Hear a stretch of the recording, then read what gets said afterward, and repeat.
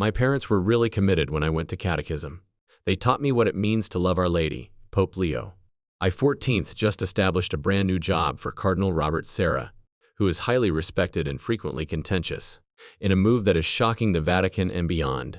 Cardinal Sarah is well known for his strong opinions on faith and tradition, so his appointment isn't shocking. It's a daring indication of change at the Catholic Church's highest levels. However, what does this surprising choice actually mean? And why are insiders feeling both joy and worry about it? You might be surprised to learn how fascinating the whole tale of this historic statement is. The sudden announcement was a thunderbolt and quiet. The Vatican is renowned globally for its accuracy. It meticulously selects words and releases them at strategic moments, crafting its public remarks like a jeweler setting diamonds.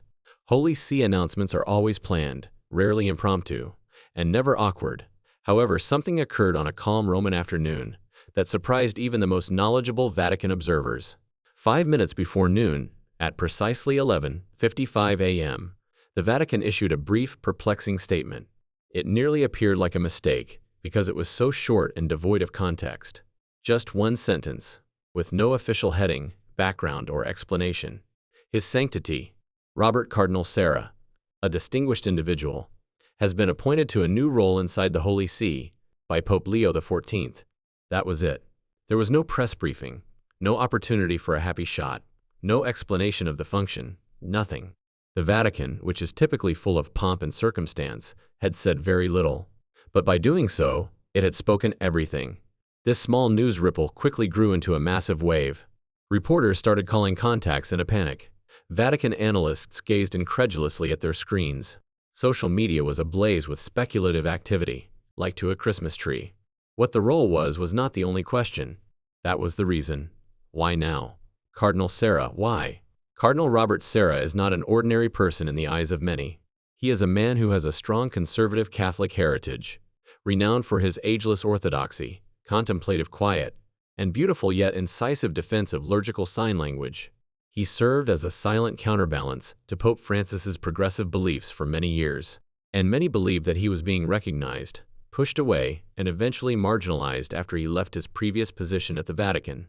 Now, without much ceremony, but with obvious significance, the very Pope who had once seemed to be at war with him was publicly bringing him back. It wasn't merely a new position, it was a declaration, audacious in its ambiguity and loud in its silence. There was a lot of speculation. Was this a calculated attempt to heal the deepening rifts within Catholicism around the world? Or was it a peace offering between two opposing church visions? Or was the 14th Pope, Leo I, making a radical shift back toward tradition after his reign had been characterized by a return to power and clarity? Nobody was certain, and the Vatican was keeping quiet. However, one thing was for sure. Cardinal Sarah's return was a significant event. This was not a courteous acknowledgement of a revered elder. This was an intentional move. The period was chosen because the Catholic world frequently pauses for prayer 5 minutes before the Angelus. It seemed purposeful. The mystery was only heightened by the absence of specifics. It was open to interpretation. It required notice. It's possible that the silence surrounding this statement spoke louder than any speech in a world where the Vatican rarely takes actions without deeper meanings. Once marginalized, Cardinal Sarah was now being brought back into the spotlight, possibly just when his tradition-based and conviction-based voice was most needed. One thing was evident as the bells of St. Peter's announced midday, and Rome settled back into its afternoon routine. Something had changed, and even though the message had been brief, it made a huge impact. The heart of Catholicism had been rocked by a silent earthquake, and the aftershocks were only getting started. People in the vicinity of the Vatican are familiar with the name that was mentioned. Cardinal Robert Sarah is who? Let's investigate. The man who kept quiet. You must first comprehend the man who created the earthquakes, in order to fully appreciate them. Born in Guinea, a little nation in West Africa, Cardinal Robert Sarah was not your typical Catholic leader. He was a man of great faith, great discipline, and quiet strength who stood for decades as a fearless and uncompromising champion of true Catholic ideals. He rose through the ranks of the Church with integrity and determination, becoming well known particularly under Pope Benedict XIV, who recognized a kindred spirit in him. Not only was Cardinal Sarah admired, many people held him in high regard because he lived out his teachings. His life was characterized by simplicity and a dedication to introspection and prayer. He didn't try to win over people or compromise his position to appease detractors. Serra was a rock, unyielding, solid, and frequently contentious in a society where religious voices frequently change in tandem with popular trends.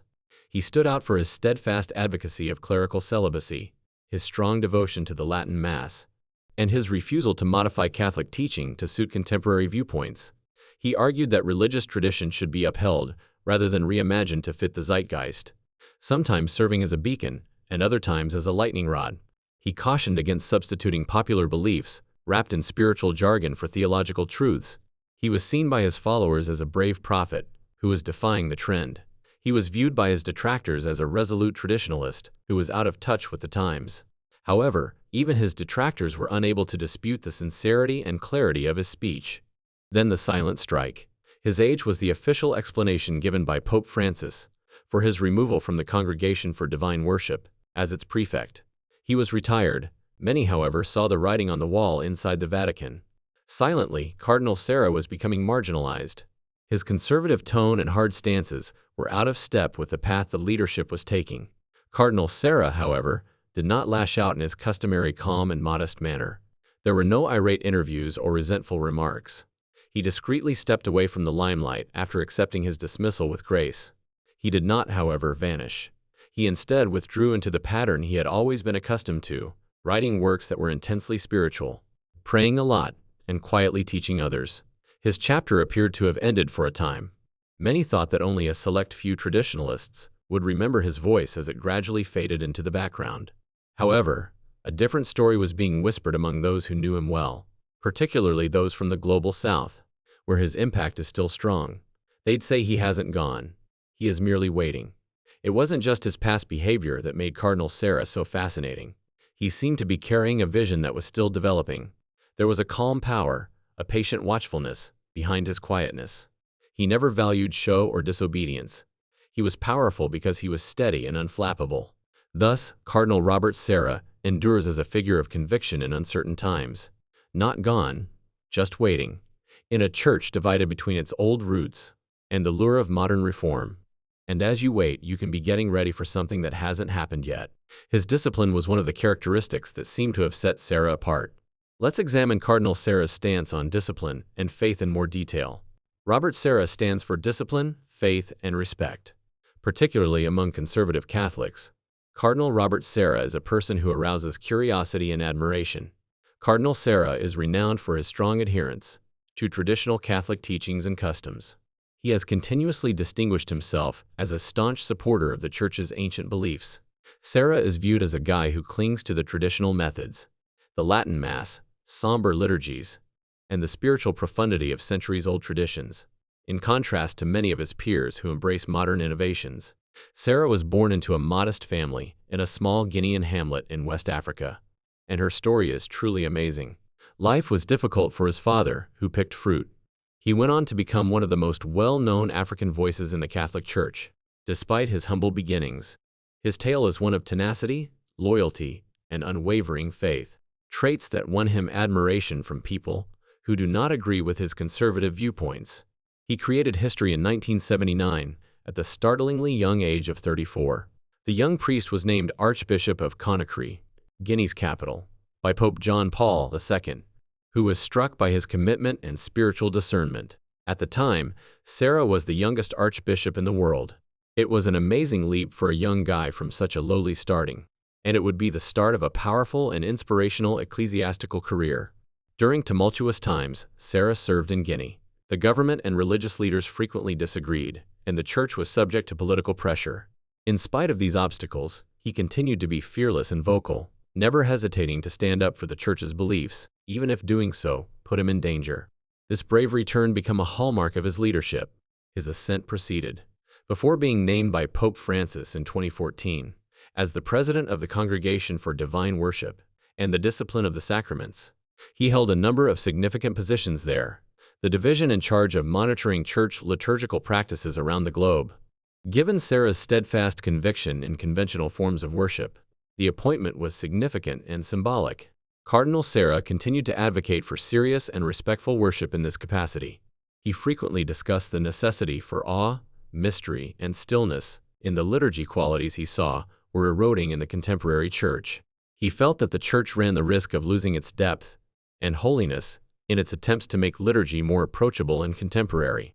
His opinions frequently put him at odds with those of Pope Francis, who has been advocating for changes that would make the church more accessible, inclusive, and sensitive to the social realities of the modern world. The difference in their visions was evident, even though Sarah never publicly attacked the Pope. Sarah placed more emphasis on discipline, loyalty, and reverence than Pope Francis did on mercy, communication, and flexibility. As a result, he was viewed by many as a subdued yet powerful alternative to the Church's current course. Cardinal Sarah left his position at the Vatican in 2021 after many years of service. Nevertheless, his voice continues to have sway even after retirement. He still writes books, gives talks, and encourages people who want to see more Orthodox Catholicism. Bishops and cardinals, in particular, who feel that the Church must withstand the demands of contemporary culture and remain rooted in her timeless principles, continue to find great resonance in his comments. Cardinal Sarah is by no means forgotten. Even though he is not considered a leading candidate to succeed him as Pope, in reality, his name frequently comes up in conversations regarding the Church's future leadership, particularly among those who want the next Pope to give the Church a more traditional identity. He is a fascinating guy because of his high morals, profound religious beliefs, and international experience.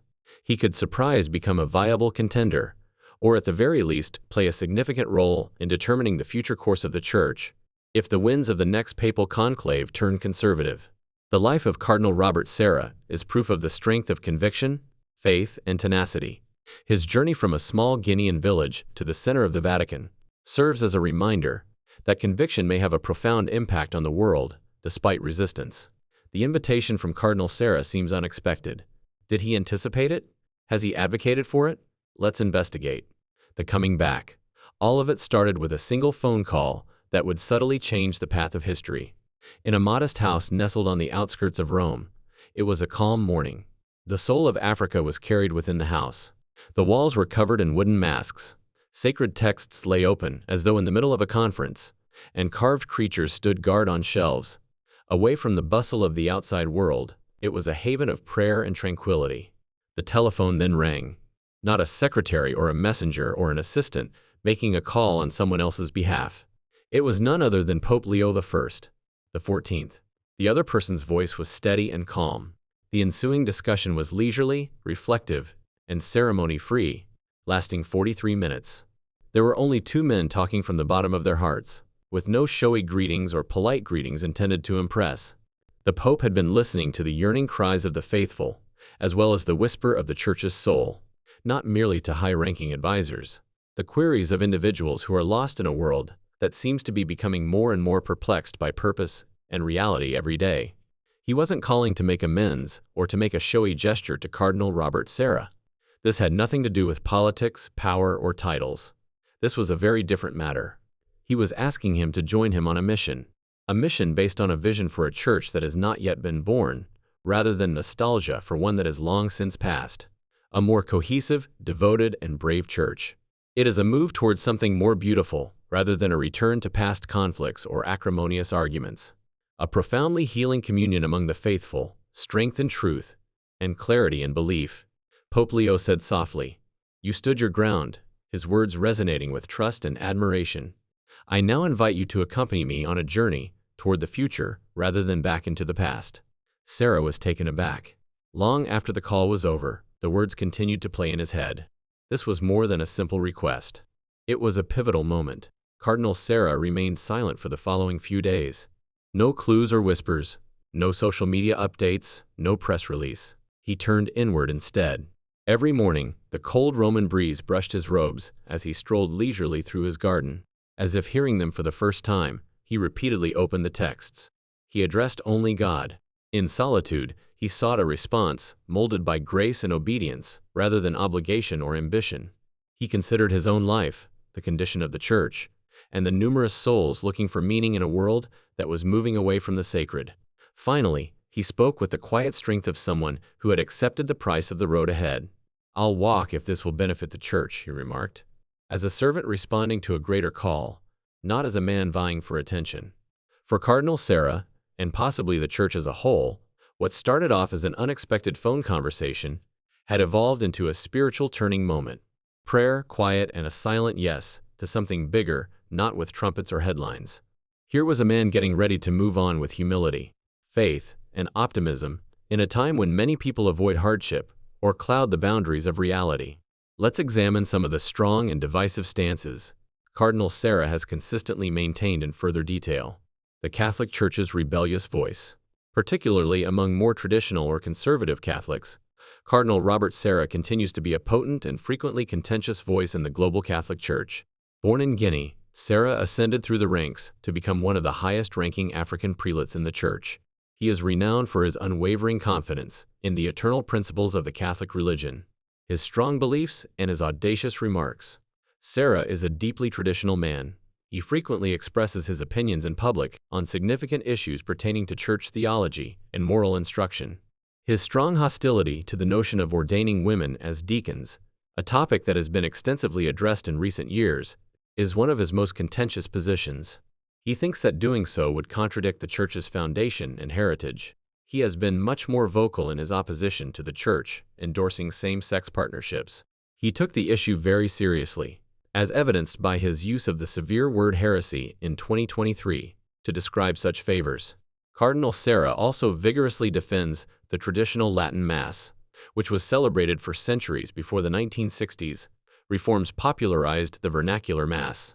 Sarah openly expressed his concern that Pope Francis's new restrictions on the use of the Latin Mass would alienate those who derive a strong spiritual connection from the ancient rite.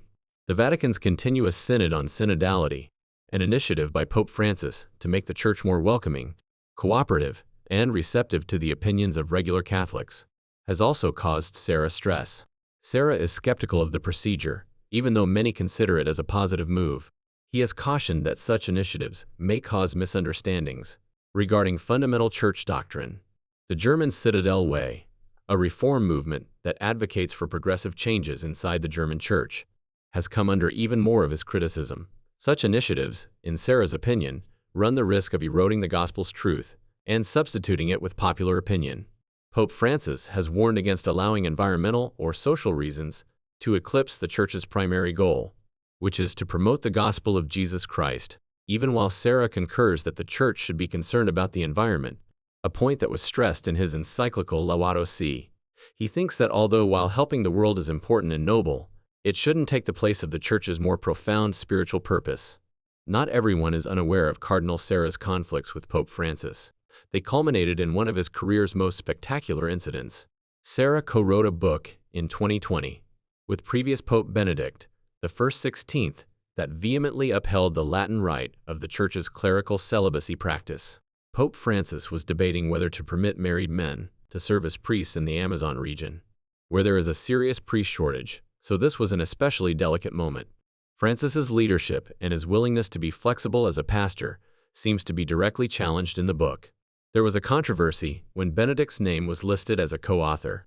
In order to give moral weight to a message that seemed to contradict Francis's thinking, critics charged Sarah with coercing or influencing the old Pope Emeritus into donating his name to the publication. Benedict's personal secretary was fired by Pope Francis as a result of the intense controversy. Shortly after reaching 75, the usual retirement age for bishops, Sarah was discreetly removed from his Vatican post a few months later. Many believe that this decision marked the end of his authority inside the inner circles of church leadership, even though it was conventional on paper. The book episode was viewed as a political blunder even by his most loyal supporters. His chances of becoming the future pope, a role that many conservatives previously anticipated he would hold, were criticized for perhaps being harmed. Cardinal Sarah nevertheless writes and speaks with enthusiasm in spite of the defeats and controversy. He is seen by many as a valiant upholder of timeless principles in a world that is changing quickly. Others view him as a recalcitrant individual who is hesitant to adapt to modern society. It is impossible to overlook his presence in religious debates, regardless of one's position. As the world hurries toward the future, he continues to be a beacon for those who wish to ground their faith in the past, and a symbol of opposition to contemporary reinterpretations of Catholic doctrine. Many people are still wondering what role he will play now that his name has been brought up. Let's discover Cardinal Sarah's responsibilities. An unprecedented position. the creation of a new office. Not even those closest to the center of Vatican operations anticipated it. However, the word quickly circulated throughout Catholic communities and ecclesiastical circles worldwide. There had been rumors that Pope Leo I, the 14th, was working on something new. The faithful, however, could not have been prepared for what followed. The Vatican, which is sometimes shrouded in custom and meticulous protocol, had just released a statement that was as straightforward and unambiguous as sunlight-piercing stained glass. There will be no delays or bureaucratic haze, only audacious clarity. In the decades of church history, there had never been an office like the one that had been founded. Though its title was intriguing, what it stood for, the unique papal envoy to the global south, was much more intriguing. And Cardinal Robert Sarra, a well-known figure, was at the middle of this surprising reversal. The decision was startling, even though it was all but inevitable.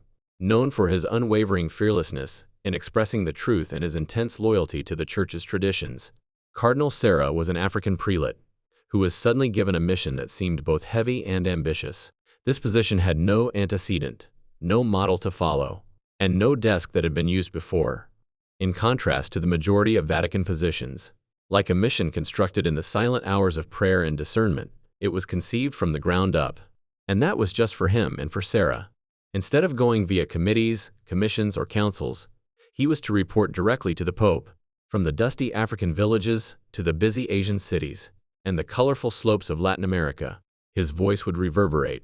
Everywhere Catholicism was not only surviving but flourishing in the face of adversity. The details of Sarra's new assignment became apparent as word spread. He was not being asked to come and watch. He would serve as the Pope's personal representative in the global South, a friend to the faithful, a shepherd to the shepherds, and a mentor among the turbulence of contemporary issues. He had a lot of responsibilities. He would speak on behalf of the Vatican in sensitive discussions with bishops and other religious authorities in these continents, where the Church is both vibrant and under strain. He would counsel conferences of entire bishops on how to fulfill the needs of the faithful today, while preserving the spirit of tradition. He would walk alongside communities that were facing internal strife, secularism, and persecution. Communities are frequently abandoned to suffer in silence. Above all, he would act as a live link between the timeless values of Catholic doctrine and the always changing goal of spreading the gospel to every corner of the globe. It was a prescient appointment in many respects. Cardinal Sarra was more than a mere dispatch. It was launching him into the future of the Church. His voice had long served as a reminder to the world of the Church's enduring beauty. He would now spread his message to areas where faith still blazed with a strong, unadulterated light. And without a handbook, he would do it. For the position he now occupied, there was no tried-and-true manual or roadmap. This elevation was not the result of bureaucracy. It was a calling, something greater than paperwork or strategy. It was the Vatican's method of expressing how important the global South is.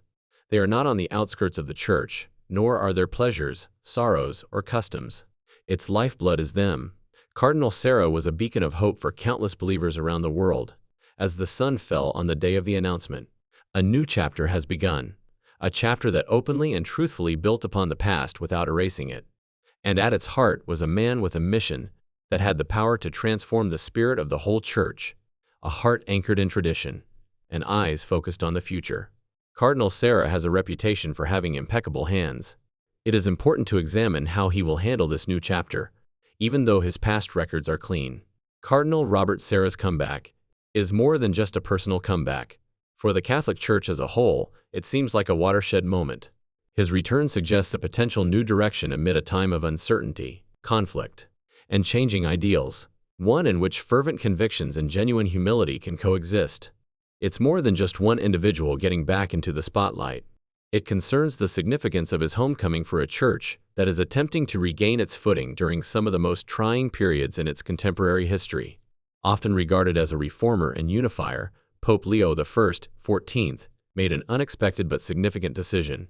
He made the decision to get closer to Cardinal Sarra rather than marginalize him, whose opinions frequently run counter to the dominant currents in Church leadership.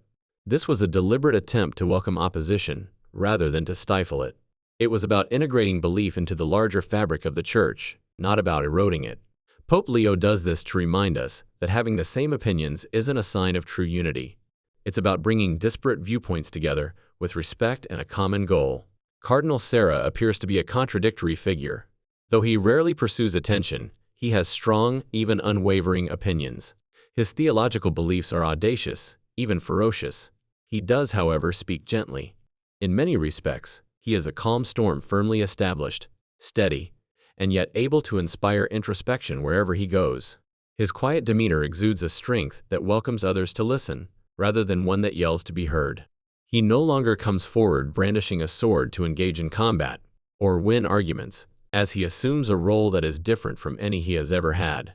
Rather, he is holding a shepherd's staff, which is a sign of direction rather than victory. He is not here to control discussions or impose his will on others. Instead, he takes the initiative to guide us with discernment and endurance, serving as a reminder that the road of faith isn't always clear, but rather paved with bravery and trust. For lay and clergy alike, his reappearance is a powerful statement. It seems that the Church may now be realizing that leadership doesn't necessarily originate from the center of power, and that strength doesn't always equate to loudness. Occasionally, it emerges from the periphery, unsung but profoundly rooted, in a society that frequently rejects the past in favor of the modern. Something significant is whispered by Cardinal Sarah's presence. When encased in humility, conviction is timeless. It's classic. The potential significance of this event for the future is what makes it even more amazing. The Church has long tried to strike a balance between dogma and discussion, tradition and advancement. Given its size and diversity across continents and cultures, maybe there's a clue in Sarah that it doesn't have to pick one over the other anymore. It could be possible to maintain the truth without excluding others from the discussion. Maybe faith doesn't have to be harsh to be firm. And maybe once overlooked leaders can become prominent again, with clarity and elegance, not with pride or rage. People are watching from all over the world. Believers are inquisitive, optimistic, and even wary. Is it possible that the Church will start walking together once more at this time? They share something deeper, not because they all agree on everything. A desire for God, a love for truth, and a readiness to travel together, even when things are difficult. Cardinal Robert Sarah, who was once silently put aside, is now back on his feet. Not to establish a point, not for vengeance, nor for power. He advances for a much bigger cause, for a Church that must remember what faith looks like when it is both kind and robust. He walks to serve, not to dominate. He might even be able to help the Church regain the power of conviction in the process. Gently expressed, but bravely lived. What are your thoughts on Cardinal Sarah's unexpected new position?